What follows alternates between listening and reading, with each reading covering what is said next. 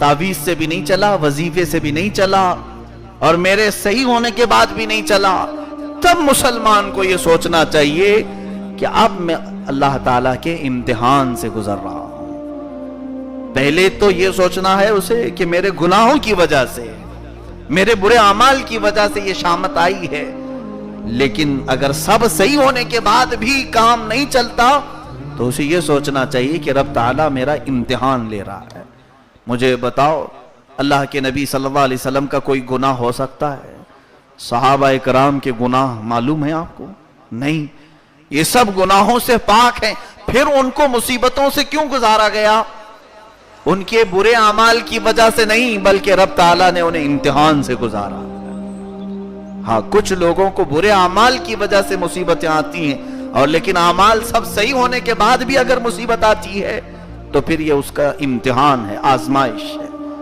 دعا صرف یہ کرنا کہ اے رب، یہ جو وقت چل رہا ہے مجھ پر امتحان کا، یہ میری مصیبت کم ہو یا نہ ہو، مجھے اس میں صابر و شاکر بنا کر رکھ، اس امتحان میں مجھے کامیاب رکھ۔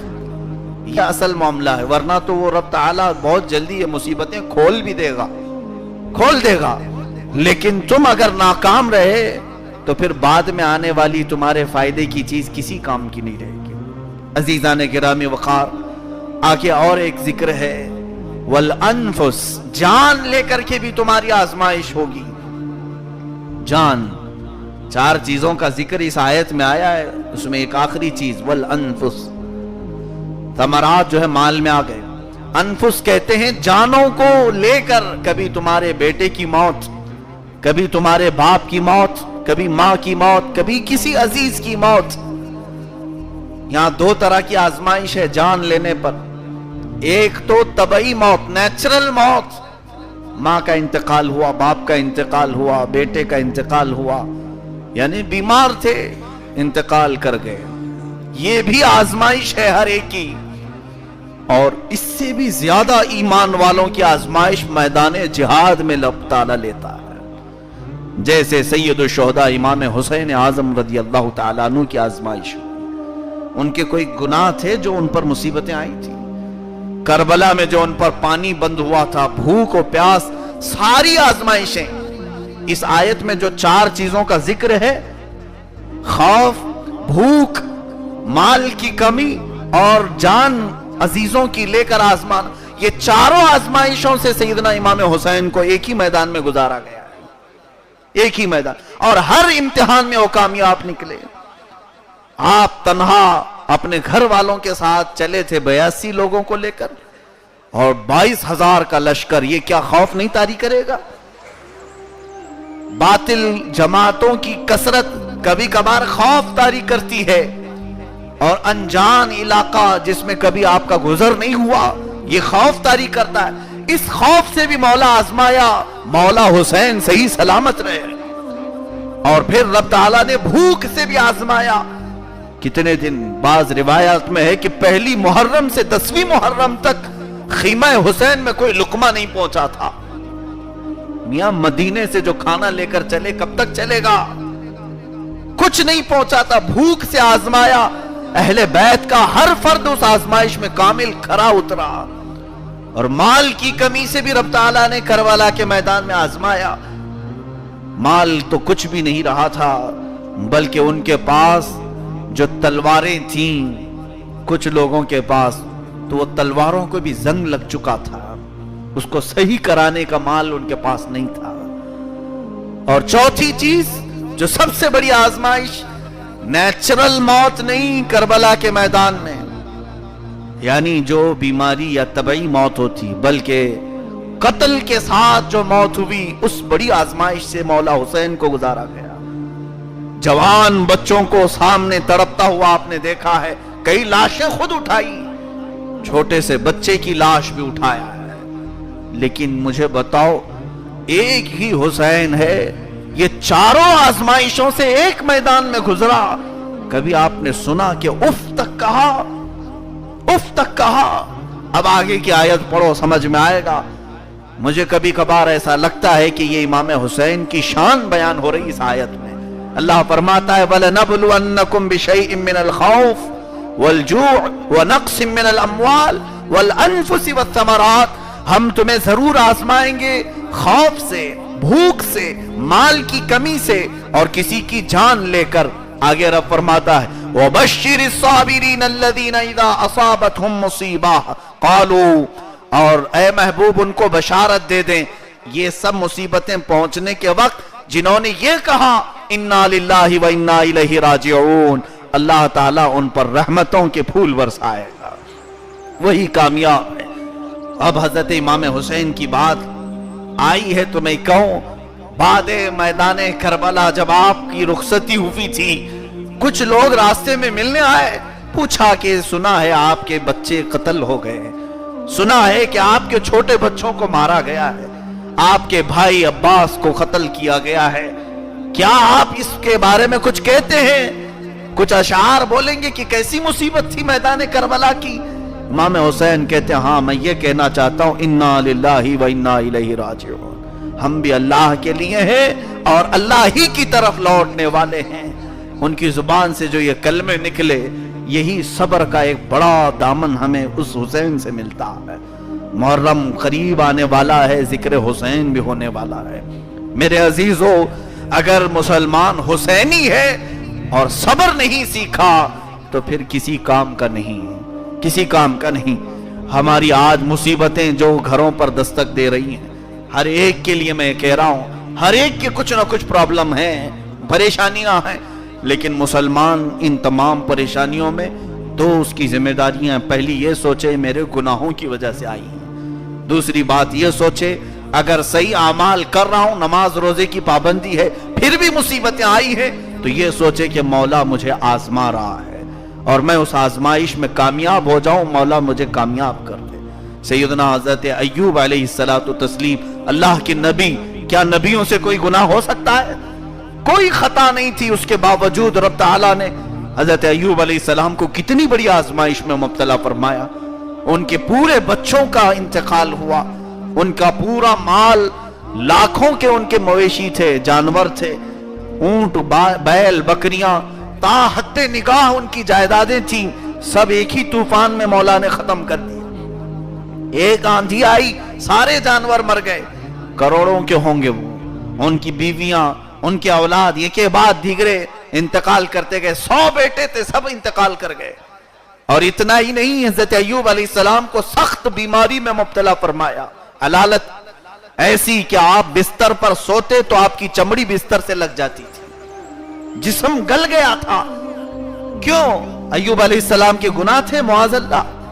کیا سیدنا ایوب علیہ السلام کی خطائیں تھیں؟ جو یہ مجھ سے سوال کرتے ہیں کہ حضرت ہم وظیفے بھی کر رہے ہیں، نماز بھی پڑھ رہے ہیں، پھر بھی مصیبتیں جاتی نہیں، ان کے لیے میں کہتا ہوں کہ پھر تم سوچو ایوب علیہ السلام کے کون سے گناہ تھے، نبی ایوب علیہ السلام کی کون سی خطائیں تھیں، اور اللہ عز و جل نے جب ان کو اتنی بڑی آزمائش سے گزارا تو ہم کون ہوتے ہیں؟ حضرت زکریا علیہ السلام، ان کا ذکر میرے آقا فرماتے ہوئے رو پڑتے تھے۔ حضرت زکریا علیہ السلام کے یہودی دشمن تھے، آپ کا قتل کرنا چاہتے تھے، اور بہت تکلیفیں تھیں سیدنا زکریا علیہ السلام کو، یہاں تک کہ غول بنا کر یہودیوں نے ایک جماعت بنا کر آپ کا پیچھا کیا، اور آپ ان سے جان بچاتے ہوئے ایک درخت کے کنارے آئے، راستہ کہیں نہیں تھا تو آپ نے درخت سے کہا مجھے چھپا لے، درخت پھٹ گیا، آپ اس کے اندر آ گئے۔ یہودی دیکھتے رہ گئے کہ یہ تو درخت کے اندر چلا گیا، درخت کافی موٹا تھا۔ شیطان نے انہیں مشورہ دیا یہودیوں کو کہ آری لے کر اوپر سے کاٹنا شروع کر دو، آری سے درخت کاٹ دو، کٹ جائے گا۔ یہودیوں نے اوپر سے درخت کو بیچ میں سے کاٹنا شروع کیا، آری چلنے کی آواز آتی رہی، سر تک پہنچ گئی آری۔ حضرت زکریا علیہ السلام کو آری کے گھسنے کی آواز آ رہی تھی۔ حدیث پاک میں ہے، اب درد کی شدت کیا ہو سکتی اندازہ کرو، جس کے سر پر آری چل رہی ہو۔ حضرت زکریا علیہ السلام کی زبان سے اف نکلتا کہ رب تعالیٰ کی طرف سے ندائی، اے زکریا اگر تمہاری زبان سے جملے نکلے تو صبر کرنے والوں میں سے تمہارا نام نکل جائے گا۔ حضرت زکریا علیہ السلام کو صرف اتنا پیغام ملنا تھا، फरमाया गया, रिवायत में है कि वो आरी चलते चलते चलते सर के भी टुकड़े कर गई, जिस्म के भी टुकड़े कर गई, बीच में से पूरी आरी चल गई, आप शहीद हो गए, लेकिन आपकी जुबान खामोश रही। ए मेरे अजीजों, वो सब्र हम तक आ नहीं सकेगा, लेकिन जो छोटी मोटी चीजों पर रोते हैं उनके लिए मैं कहूंगा जुबान बंद कर लो। शायद रब तबारक व तआला तुम्हें आजमाइश के दौर से गुजार रहा है। एक हदीस पाक ये भी है, जब किसी के घर में इंतकाल होता है, मैयत रखी होती है और 2 फरिश्ते उस घर में उतरते हैं, वो सिर्फ रिपोर्टिंग के लिए। अल्लाह ताला 2 फरिश्तों को भेजता है, जाओ आज मैंने उनके घर में से एक की जान ले ली है, वो तुम उस घर में जाकर देखो वो मेरे बारे में क्या कहते हैं।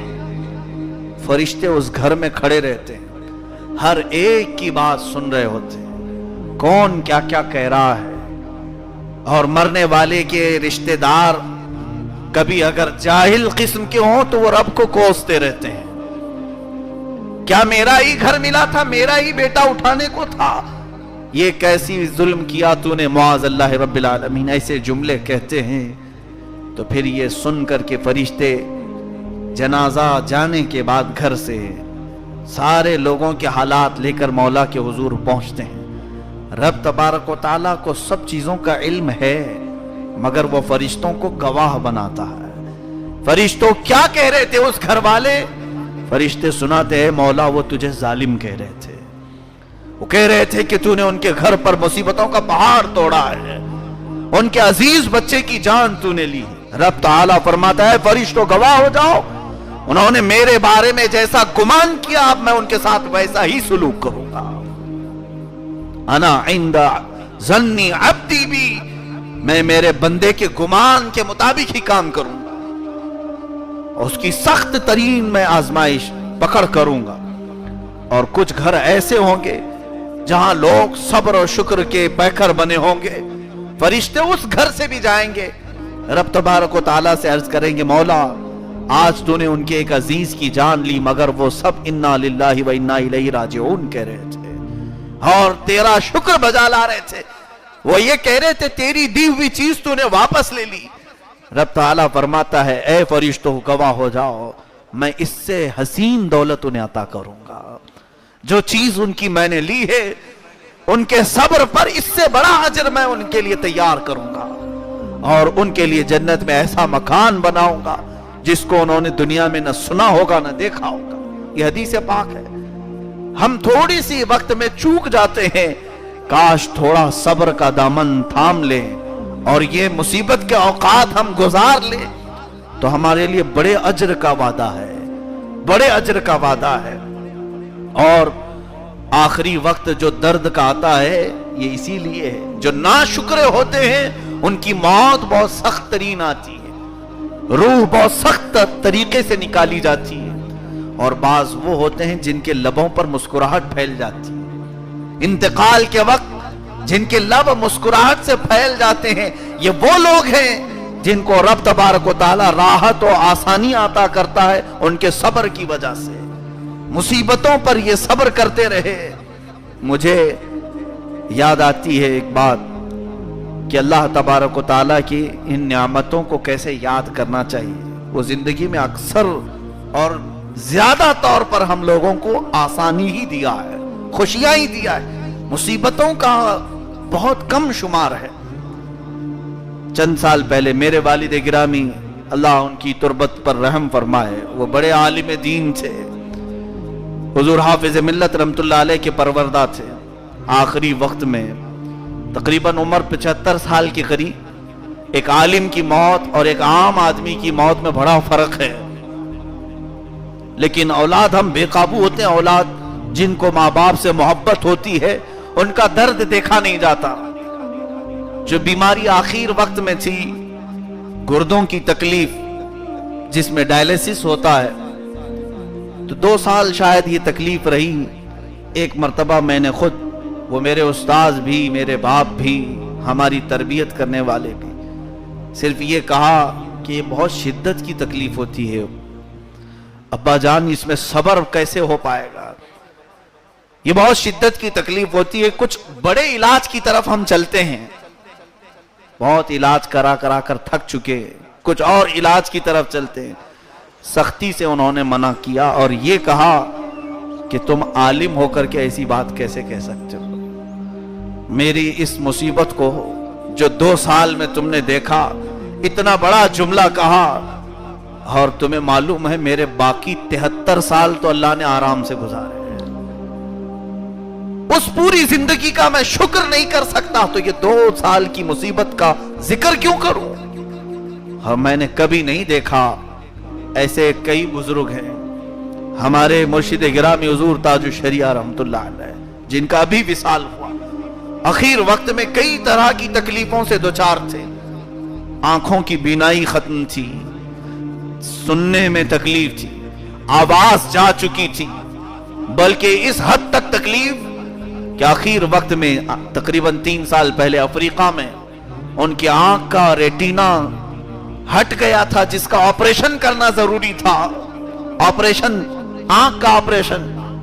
لیکن آپ جب آپریشن تھیٹر میں پہنچے تو ڈاکٹر نے کہا کہ آپ کو بے ہوش کرنا پڑے گا, اور ان کے خاندان کا معمول ہے وہ بے ہوش ہونا نہیں چاہتے, اس لیے کہ بے ہوشی میں الکحل اور کچھ ایسی ہارڈ چیزیں دی جاتی ہیں جس میں انسان کا دماغ معوف ہوتا ہے. اور ان بزرگوں کا یہ تقویٰ ہے, انہوں نے کہا کہ نہیں, تم بغیر بے ہوش کیے مجھے آپریشن کر دو. وہ ڈاکٹر کے ہاتھ کانپنے لگ گئے. آپ نے کہا کہ تم آپریشن کرو. یہاں تک کہ وہ ڈاکٹر آج بھی ہیں, موجود ہیں, اور دیکھے ہوئے لوگ بھی موجود ہیں افریقہ میں. تقریباً 1.5 گھنٹے تک وہ ڈاکٹر آنکھ کا آپریشن کرتا رہا. آنکھ میں نہ جانے کون کون سے آلے ڈالے گئے, بہت خون بہا. ان کی زبان پر صرف درود پاک کا ورد تھا. وہ درود پڑھتے رہے. اور روایت کرنے والے, یہ 2-3 سال پہلے کی بات ہے, تقریباً 1.5 گھنٹہ وہ آپریشن چلا اور پھر پٹیاں لگائی. اور جب آپریشن مکمل ہوا تب حضرت نے پوچھا, ہو گیا تمہارا کام مکمل ہو گیا؟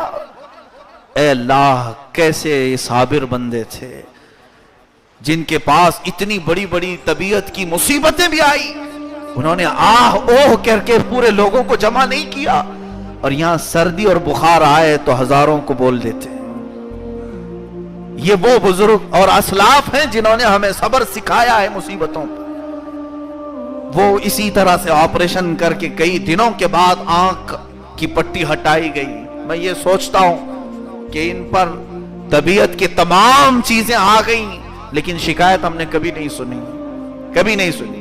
جب بھی پوچھا جاتا حضور طبیعت کیسی ہے, الحمدللہ ٹھیک ہے, اللہ تبارک و تعالیٰ کا شکر ہے. یہی ان کے زبانوں سے ذکر رہتا تھا. اے میرے عزیزو, آج اپنا شیوا یہ بنا لو, اپنا طریقہ یہ بنا لو. مصیبتیں کس کے گھر نہیں آتی.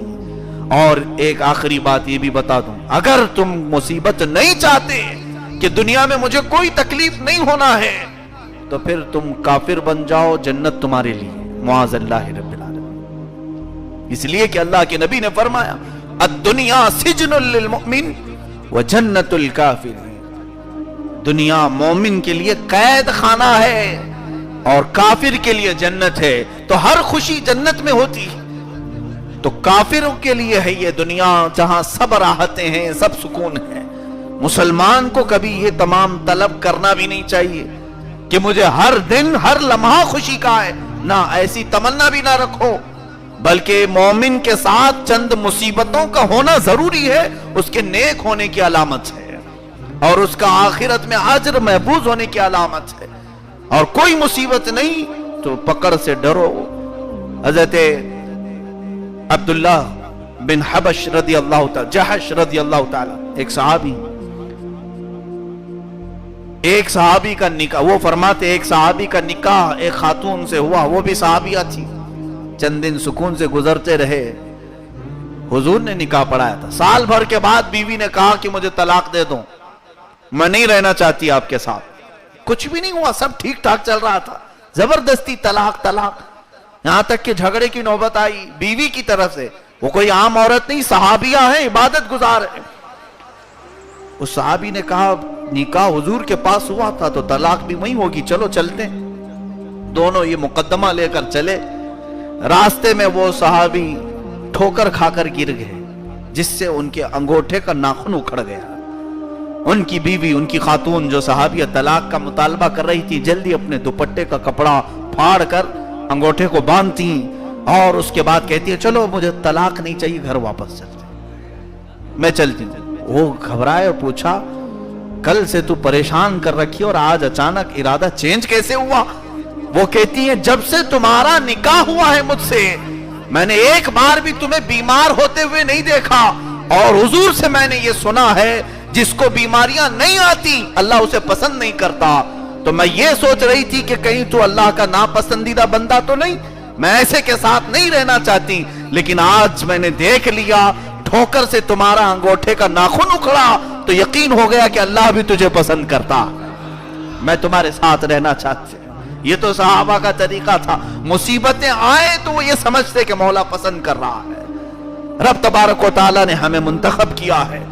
آج خوشیاں اسی بات میں ہیں کہ کچھ مصیبتوں کو یہ سمجھ کر چلو یہ میری زندگی کا لازمی حصہ ہے، تبھی تم خوش رہو گے، اور ہر مصیبت کو دور کرنے کی کوشش کرو گے تو اسی میں موت آ جائے گی، کوئی مصیبت دور ہو بھی نہیں پائے گی۔ اللہ عز و جل ہم سب کو مصیبتوں پر صبر اور شکر کی توفیق عطا فرمائے، ہم سب کو ناشکر بندوں سے دور و نفور فرمائے، بری صحبتوں سے مولا ہماری حفاظت فرمائے۔ آنے